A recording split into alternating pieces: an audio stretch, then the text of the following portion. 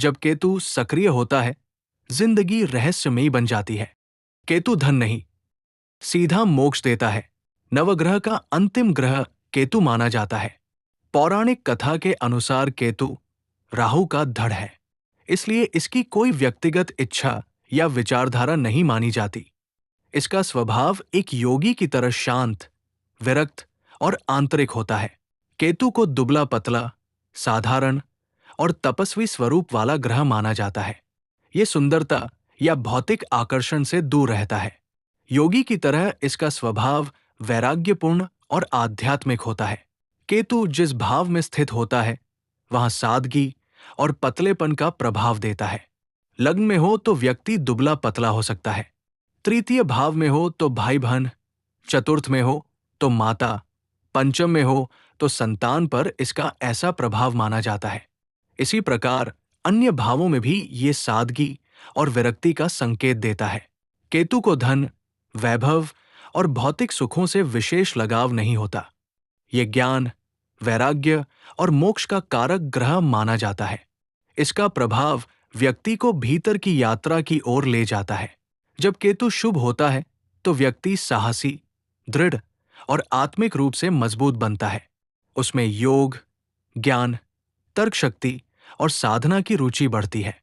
अशुभ होने पर व्यक्ति भटकाव, अस्थिरता और दिशाहीन जीवन का अनुभव कर सकता है। राहु और केतु दोनों छाया ग्रह माने जाते हैं। इनका भौतिक शरीर नहीं होता। ये जिस ग्रह के साथ होते हैं, उसी के अनुसार अपना प्रभाव दिखाते हैं और उसी की प्रकृति के अनुसार फल देते हैं।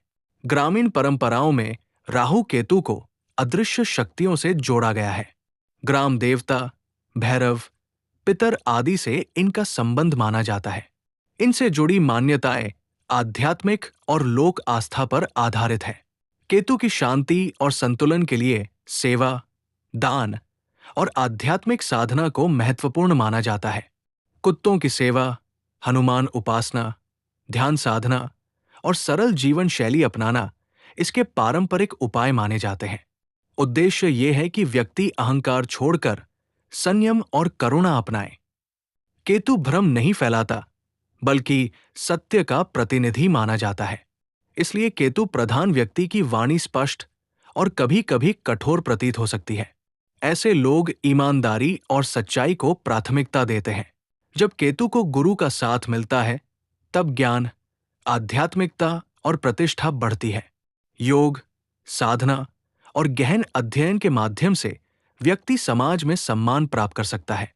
केतु को ज्ञान और अध्यात्म की अग्नि कहा गया है, जो दोषों को जलाकर व्यक्ति को मोक्ष की दिशा में ले जाती है। ये अंत नहीं, बल्कि आत्मिक यात्रा की शुरुआत का संकेत है। नवग्रहों का सार यही है कि कर्म और कर्तव्य के प्रति ईमानदारी सबसे बड़ा उपाय है। जब व्यक्ति अपने धर्म और कर्म को सही ढंग से निभाता है, तो ग्रहों का प्रभाव भी सकारात्मक होने लगता है। नवग्रहों के बाद ज्योतिष की अगली कड़ी में 12 राशियों का महत्व और उनका प्रभाव समझना आवश्यक होता है, जो जीवन और व्यक्तित्व की गहराई को और स्पष्ट करता है। जानकारी अच्छी लगी हो तो वीडियो को लाइक करें, शेयर करें और चैनल को सब्सक्राइब करें। और आप किसी विषय पर वीडियो चाहते हैं तो उसके बारे में कमेंट बॉक्स में लिखें। धन्यवाद।